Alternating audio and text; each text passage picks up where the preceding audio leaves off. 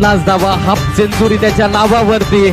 प्रत्येक जिकडे जबरदस्त खेळली आणि महत्वाच्या सामनाला महत्वाचे योगदान. इथं संयम मात्र आहे आणि ब्रँड आहे, नक्कीच म्हटलं होतं प्रत्येक जिकडेचं.